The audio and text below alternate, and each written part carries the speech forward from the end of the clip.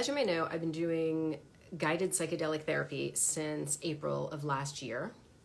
And I'm just going to tell you a little bit about it because I think there's a lot of misconceptions out there about what that actually means and how it works.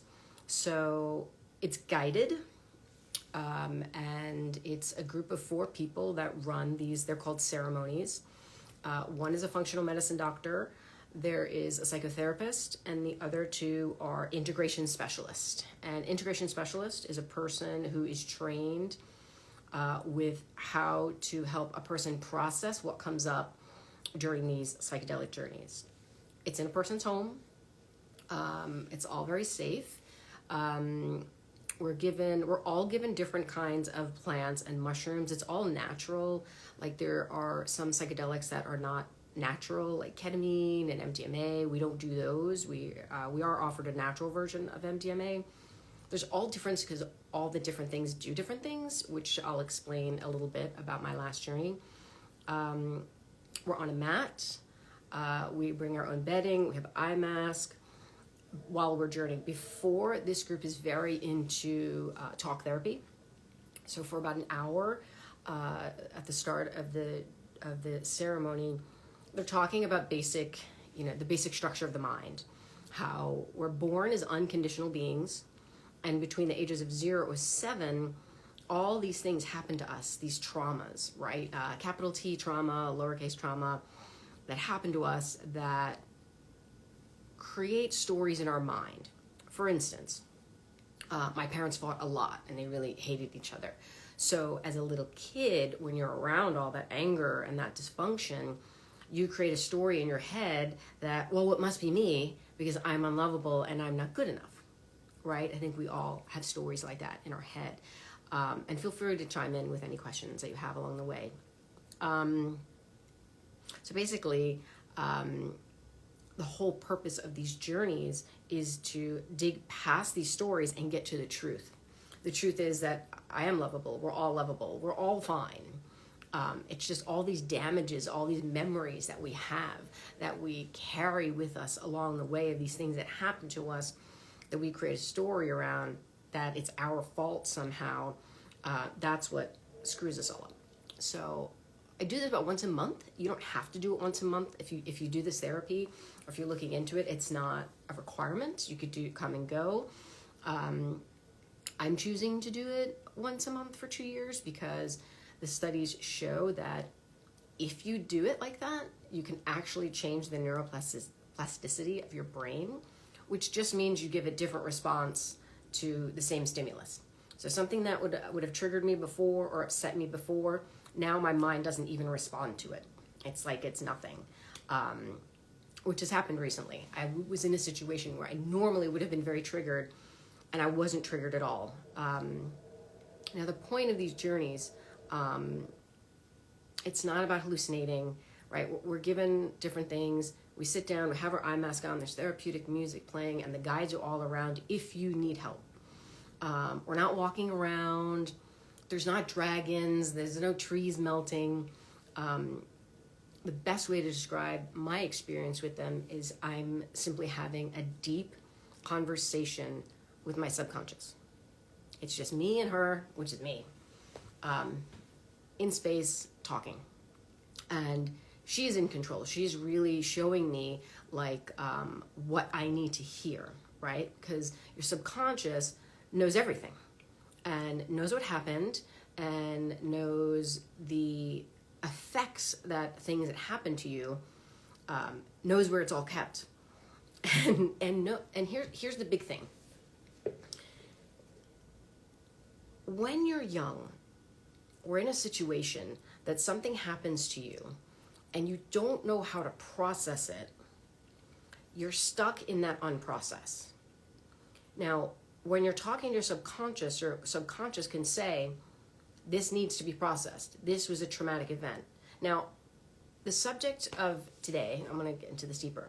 I just want to warn you, we are going to be talking about abuse, but I'm not going to give you specific details of what happened to me because I don't think it's important. because we've all been abused at some point. And I don't necessarily mean abuse, there's a scale. It's not all physical abuse, which physical could also just mean, someone punched you in the face, that's physical abuse.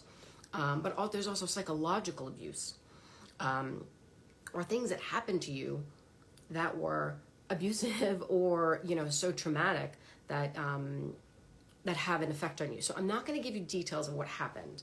I'm going to try to keep this vague. But it is based on sexual abuse, some psychological sexual stuff that happened with me, and a couple of assaults that are met. Okay, I'm going to jump around a little bit. I'm sorry, because I want to be pretty clear, even though I'm jumping around. So I stopped coming on Instagram in November because I had a journey where it was my subconscious. I dropped in, and my subconscious is in there.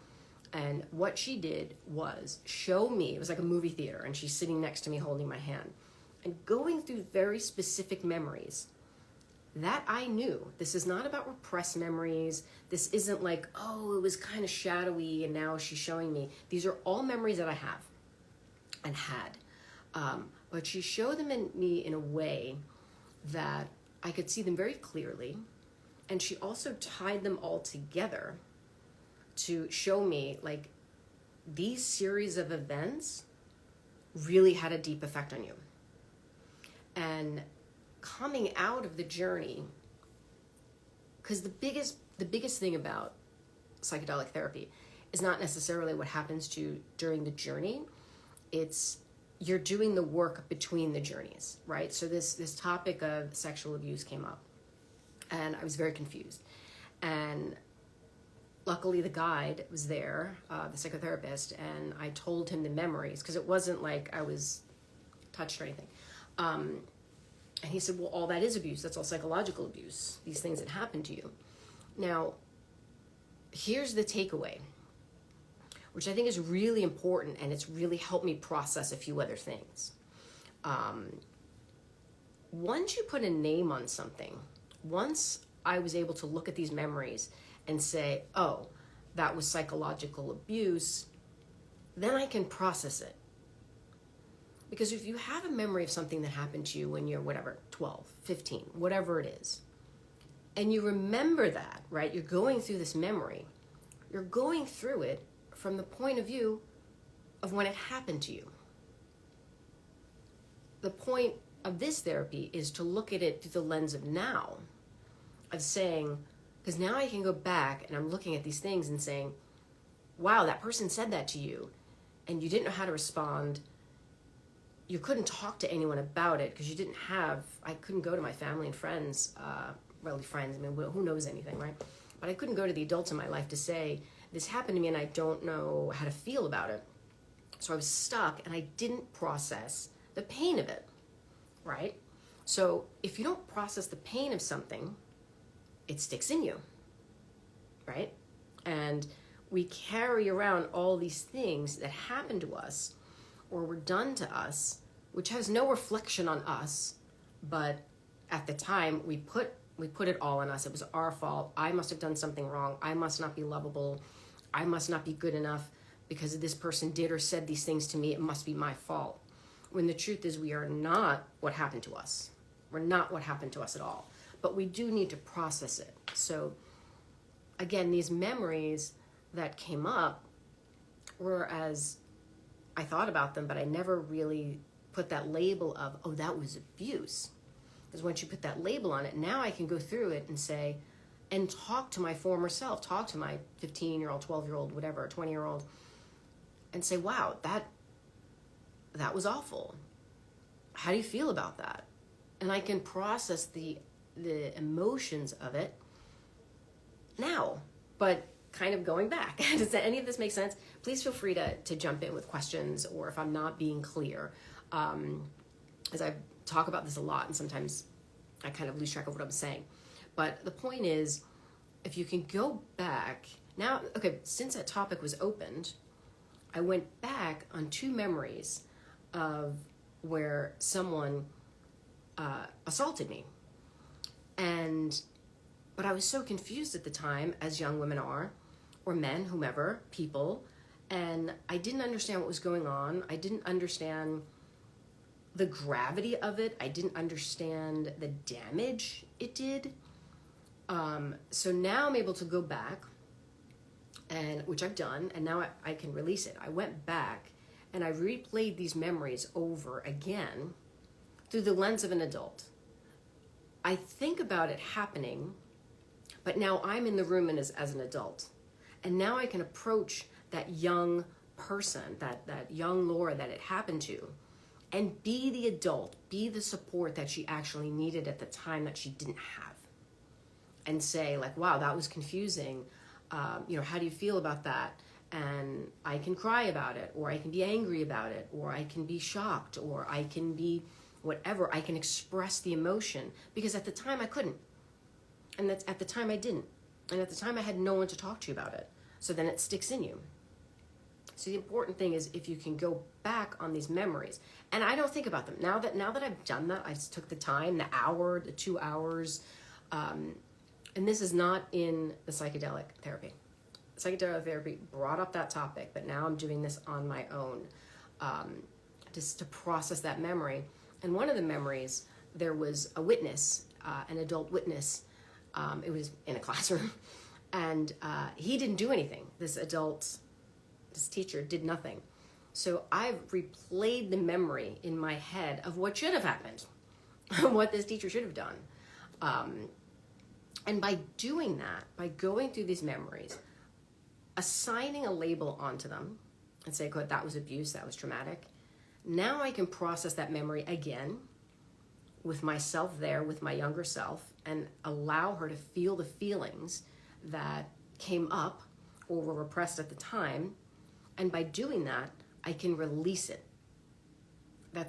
I don't think about these things anymore. And it's not that I thought about them before. These things were not always on my mind, but the problem is because I didn't deal with them at the time, because I didn't know how, they were inside of me. And they would come out every now and then as a trigger, as an angry response. The mind works in a way that we really don't, we do understand, but maybe scientists understand. But as individual human beings, it's very hard to understand, why you reacted a certain way to something. It's because we're carrying all this shit with us. It's like, I love a metaphor. So it's like we can all be perfectly fine, but when things happen to us, it's like, oh, that happened. That must have been me. I'm going to put it in my pocket, right? And so as you're going through life, and especially as kids, we're collecting all of these things that happen to us, and we're putting it in our pockets, and then we have a backpack, and then that's why they call it baggage, right?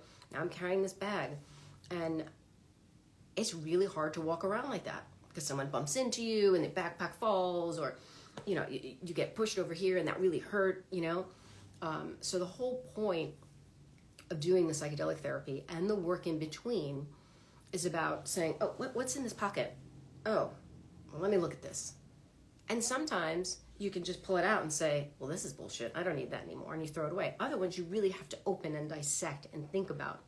But once you do that, you can say, all right, well, where's the garbage can? Because I can throw that out. Another metaphor I use is, when we're born, I think we're born into a house. And the house is built on your parents' DNA. Now, there's an addict in this house, and it's full of shit. But that's your parents' stuff. That's their unresolved trauma, and their parents' unresolved trauma, and their own, right? So there are times when, which I've noticed, and I'm sure you guys have too, or can now do this, when certain things come up that you realize, oh, like a voice in my head telling me something mean, right? Because that's what the voice in the head does. It lies to you. But there are times when I'm about to go out, right? I'm getting ready and going to a party or something, and then all of a sudden I get very nervous, and I think, oh God, you look terrible, and this outfit's awful, and you don't know anyone there, and no one's gonna like you. And I realize, oh, that's my mom.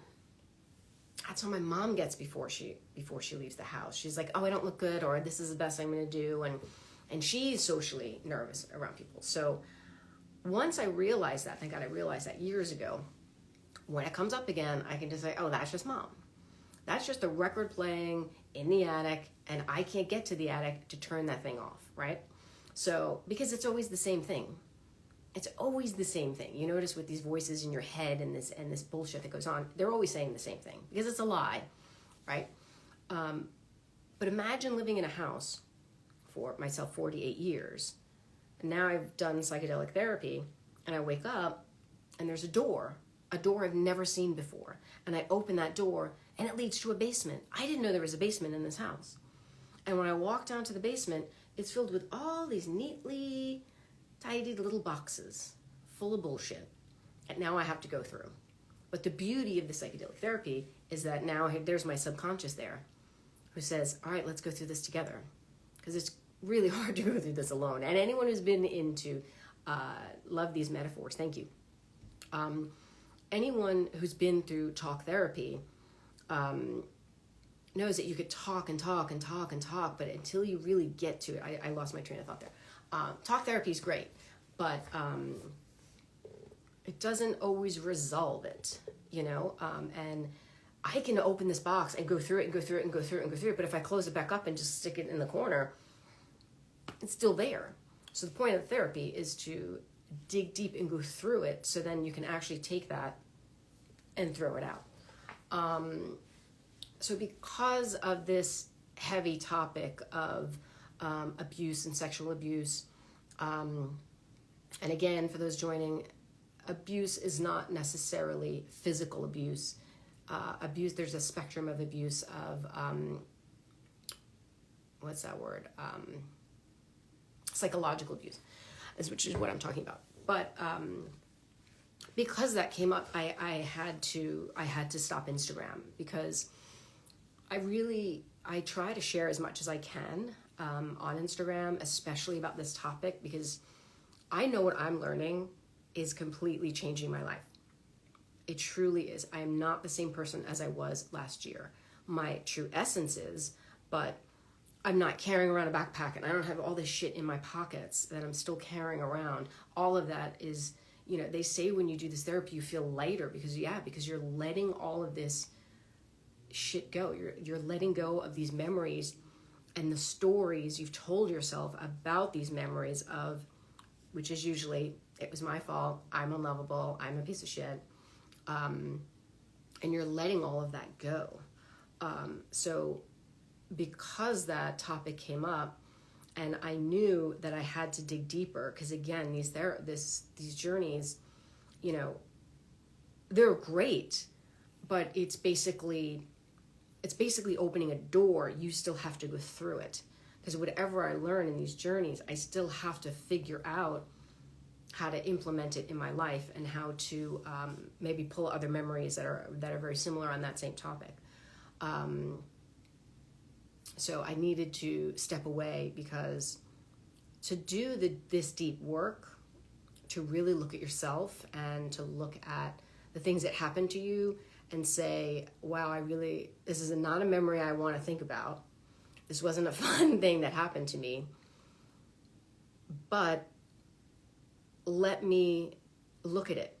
Let me go through it again. Because if I can actually go through it with this label on it, through the lens of an adult, and allow myself to process the feelings and the trauma that happened when it happened, now I can finally let it go.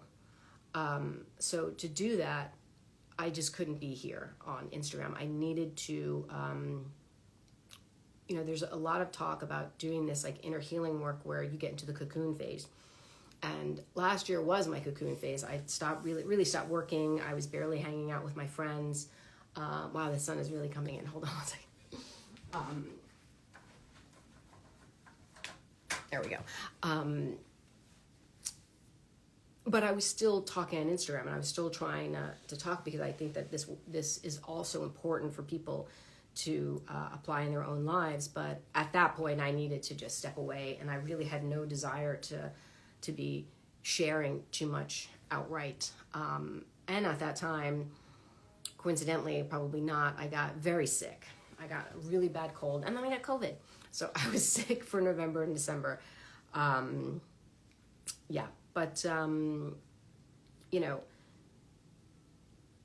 I've done a few series on what I've learned, through all this. And there's two sides of it. Like, listen, I think most people won't do psychedelic therapy. I think because they're scared, or they have a false idea of what it is, or they don't know a safe person to do it with. It's very safe if you're around safe people who are guiding you. And the group I'm with is incredibly safe. It's not about the money. It's very much about the therapy part. It's basically a year's worth of therapy, of talk therapy in a night. But what it deals with is this subjective, right? Of the very specific, like, these are memories. These are things that happen to you. So let's help you process it. But it's also, I also marry it with the objective lessons that I've been learning, which anyone can do, because all of our minds are the same, and the way things happen to us and the stories we create in our head are all processed the same way. So the subjective is all the podcasts I've been listening to, Michael Singer, Eckhart Tolle. I'm on Spotify, and I have a Healing 101 playlist of all the podcasts that I highly recommend that you listen to do the objective work of, I am not every thought that comes in my head. Studies have shown, scientists have actually done studies, and it's like we have, I think, 70,000 thoughts per day, and 98% of them are useless. Absolutely useless. And a lot of them are lies. So just because a thought comes into your head, it's about identifying, is this a helpful thought? Is that a lie? Or just, shut up, because your mind is just going all day. And then we're not our feelings. Before all of this work, a feeling would come. I would say, oh, I feel sad, I am sad, and then I would be sad. But now I understand that emotions come and go. We're not our thoughts, and we're not our feelings, right? So now I know, I can understand, like, oh, I feel a feeling coming on. What's that feeling? Sadness? I'm not sad. I don't want to feel sad. So I'm just going to take a breath and let it pass right through me.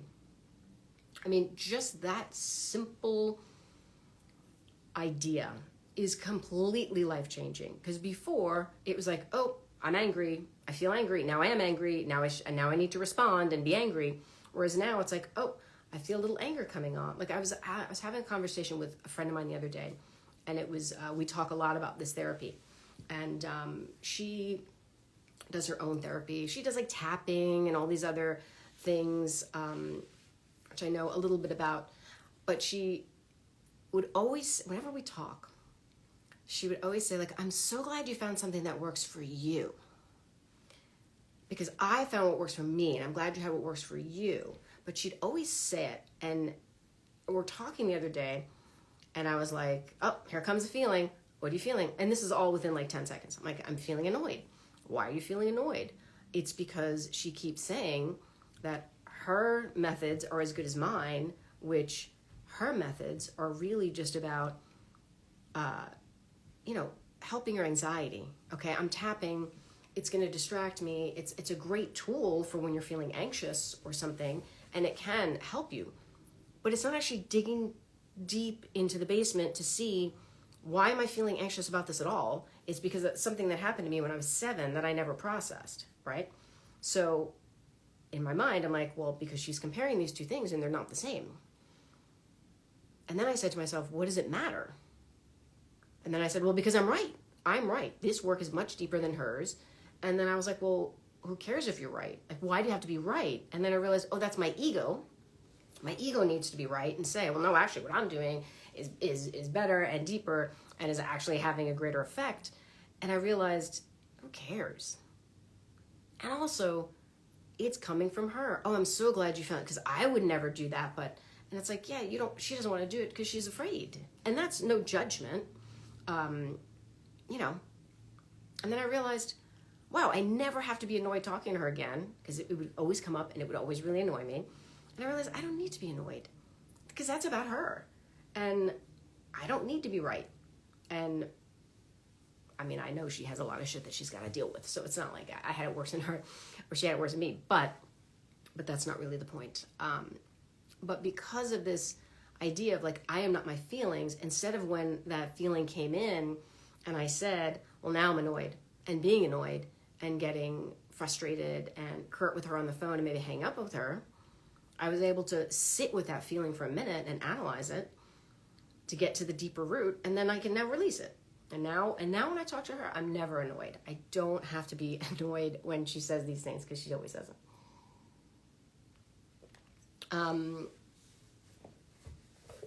I never really prepare when I do these, so I'm sorry if they're a bit disorganized. I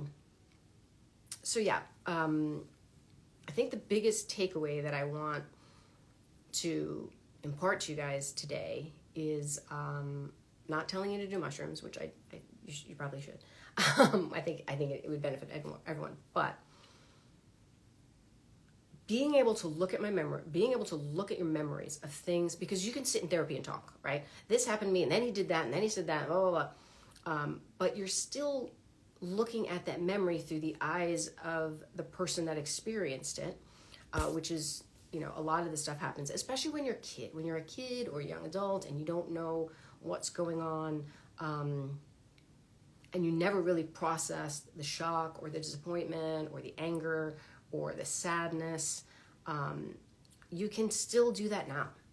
You can go through these memories as an adult, looking at it through the eyes of an adult. Because I have this one thing about the thing that happened in class that I would think of, oh yeah, that happened several times. And, but all right, that was the thing that happened. But now that I can look back and say, no, that was assault. And oh my God, there was a teacher there. There was an adult in the room while this was going on. So now I can process it as an adult and say, oh my God, that was awful. And let that 13-year-old me be upset and actually cry about it or be angry about it and tell the teacher, fuck off. And he should be fired, and he should never have been around children again. He didn't do anything, he just witnessed something. But because I was able to go back and replay this memory again, and actually feel the feelings that I should have been able to at the time process, but I couldn't because I didn't have parents that asked me how my day was, and my brothers weren't protective, and I'm not blaming them. It's that's their own stuff. But processing these memories as an adult and allowing yourself to feel it, and not feel it through the anger of that person did this to me.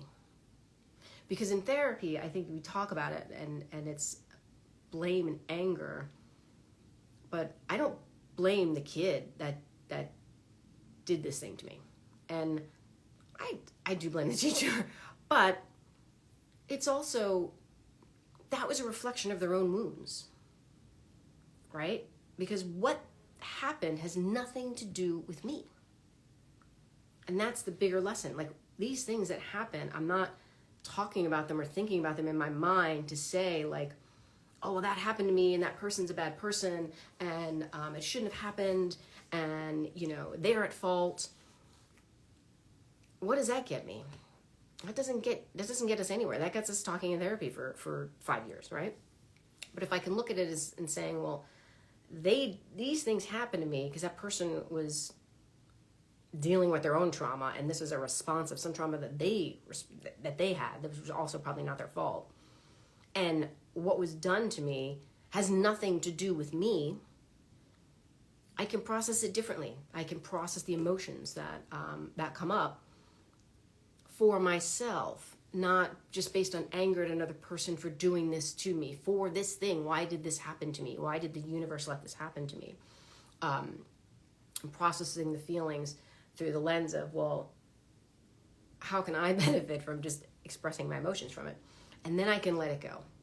Because if I was still angry and still thinking like, why did all these things happen to me? Because they all happen to all of us, right? Trauma with a big T, trauma with a little t, whatever. You didn't get what you want for Christmas that year and you internalize that as a child.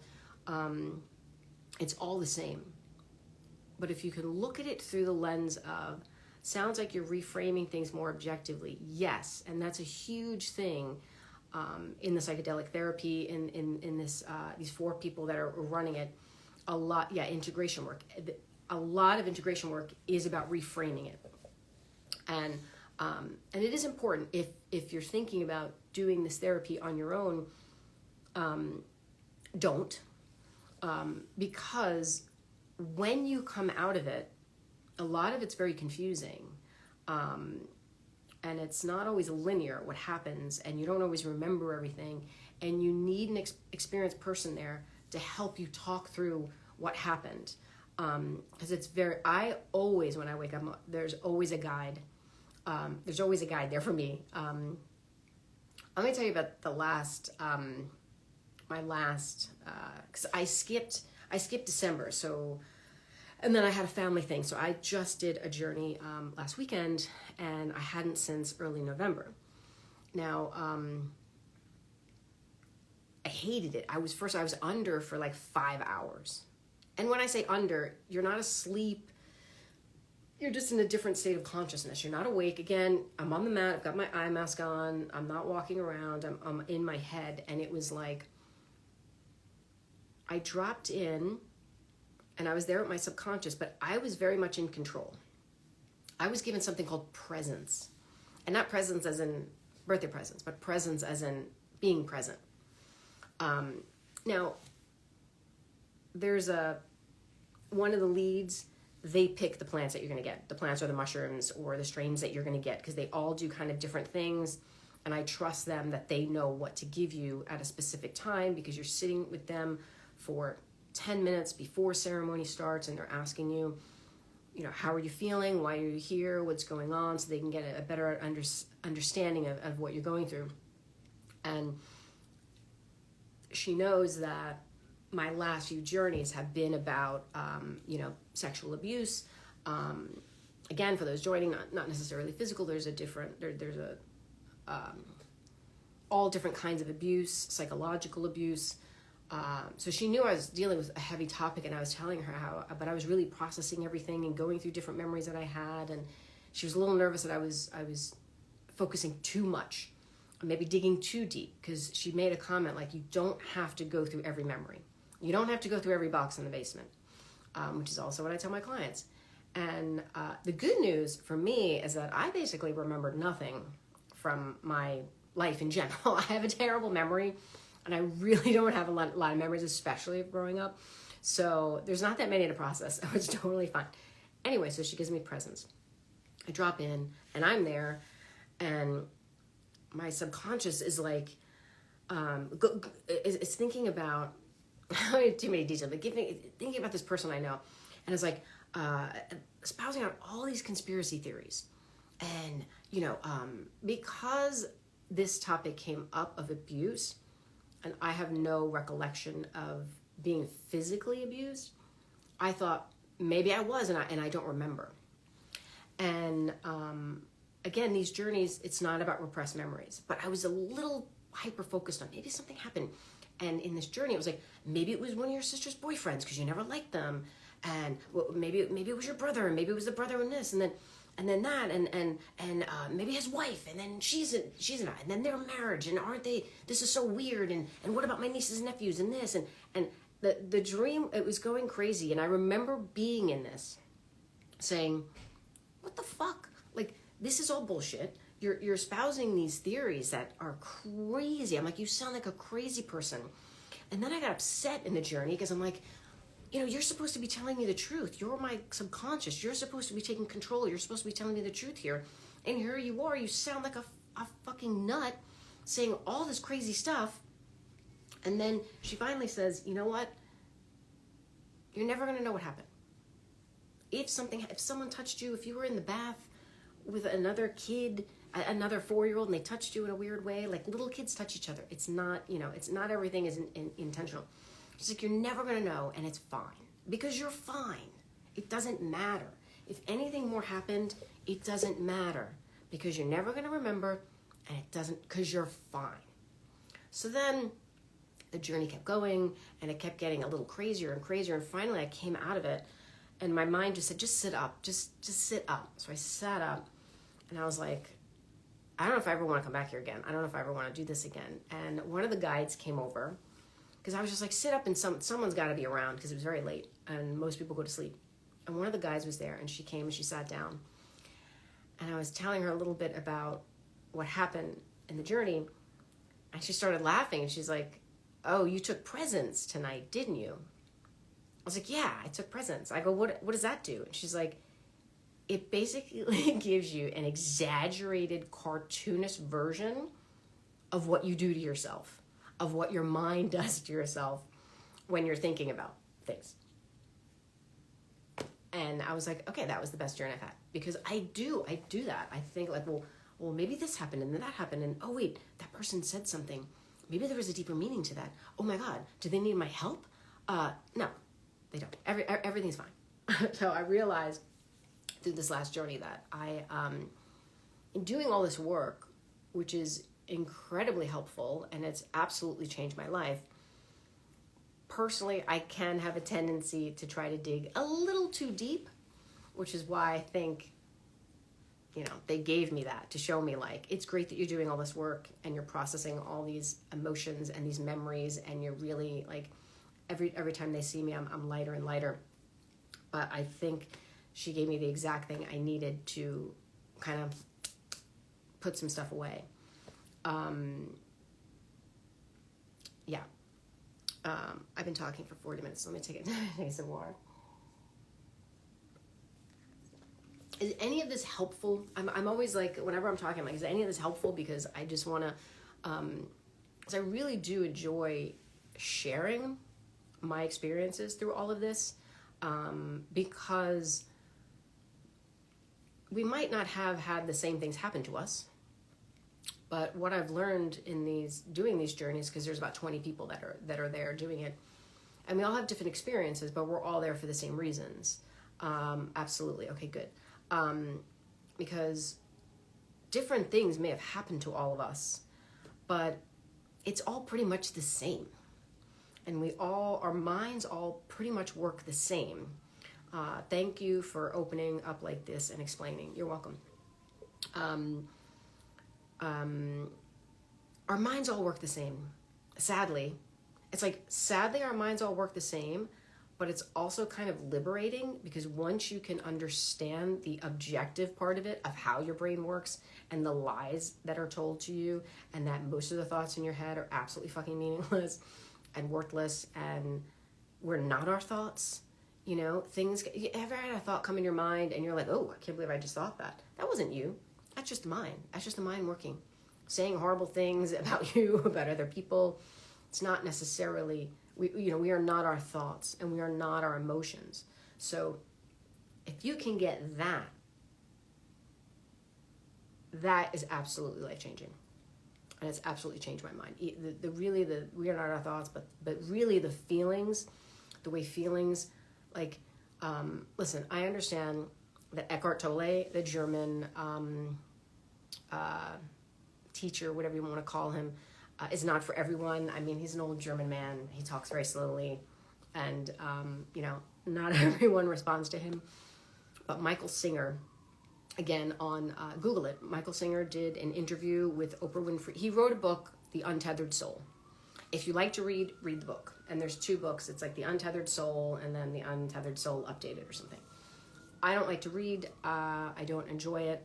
I'd much rather listen to something, and I don't want to listen to an audiobook. I'd much rather listen to a conversation someone is having with someone else about something. So Michael Singer did an interview with Oprah on the Oprah Super Soul, and he gets it right to the point. And he was like a CEO of like a Fortune 500 company.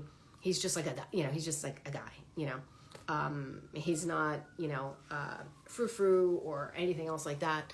Though he is, because he really explains this philosophy very well about our feelings, and we're not our feelings, and they come and go through us like a breeze.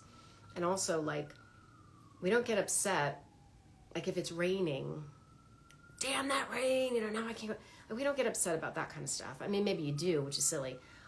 Or if a breeze comes by and like kind of knocks you over, I don't say, man, a fucking breeze, I can't believe you just did that, right? But we do it all day with everything else that other people are doing around us. And once you can kind of see that and recognize that behavior in yourself and recognize the responses that you don't want to react to something. You want to respond. When you're reacting, you're not really in control. And honestly, this is why I'm doing this work. This is why I was doing this work, because last year I realized that I was very reactive, and it was not doing me any favors in my personal life, business life, or love life. And I realized that, wow, I'm the asshole here. I was the asshole in that situation. What is that? That Taylor Swift song, Hi, it's me. I'm the problem. It's me. Yes, cultivating a neutral mind helps me not react. Yes. And being aware, I'm like, I really need to find a more comfortable chair to sit on when I do this, because I'm sitting on a stool and it's not terribly comfortable. Hence the movement. I was very reactive, and I realized, going through it, oh, I'm reacting because basically what it all came down to, I was incredibly insecure and felt like I wasn't lovable. And it was like, why? Well, because all the shit that happened to you growing up that you never really processed. And I did. I processed a lot. I've been in therapy, but this kind of therapy, the psychedelic therapy, really just gets down to the deep nitty-gritty stuff. Like, you can handle these little things, but this is really more about getting to the deeper stuff, the really heavier stuff that you didn't even know was a problem. You didn't even realize that it had such an effect on you. Because again, when you're looking at these memories, you're again processing it as that 9-year-old or that 12-year-old or that 15-year-old who didn't know what was going on and didn't know how to process them at the time. So yeah, that was that.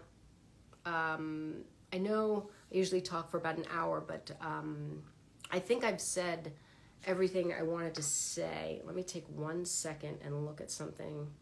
But if you have questions, definitely feel free to jump in there. I'm always happy to answer any questions. And you guys can always DM me at any time to ask me about anything. But again, I have on Spotify, it's just my name, Laura B. Catano, and I have a Healing 101 playlist, which I'll post this on my Instagram, and I will again post another link to the Healing 101 that has the Michael Singer, that has the Eckhart Tolle stuff. Eckhart Tolle. Okay, now maybe you don't really want to dig deep into Eckhart Tolle, which is totally understandable, but he wrote a book, A New Earth, and if you don't want to read the book like me, he did a chapter by chapter podcast with Oprah and the Oprah Super Soul, and they go chapter by chapter and they talk about each topic. And it's 10 episodes, it's 10 hours, but it really talks about everything that I'm talking about, and like the way the mind works and triggers and your ego. And I just kept listening to it over and over and over again and applying everything into my life. And I truly don't believe if I hadn't listened to that I would have gotten as deep in the psychedelic journeys as I would have. But the beauty is, you don't have to do mushrooms to get the same benefit from it. Because even if you just get the subjective stuff, even if you just understand how we are not our thoughts, we are not our feelings, and feelings come and go, if you can master that, your life will be forever changed. So I'll put a link up to that after this. But otherwise, I'm going to go. I hope this was helpful. I know it was helpful for a couple of you, hopefully some more. And thanks for joining me. And I hope to see you guys again soon.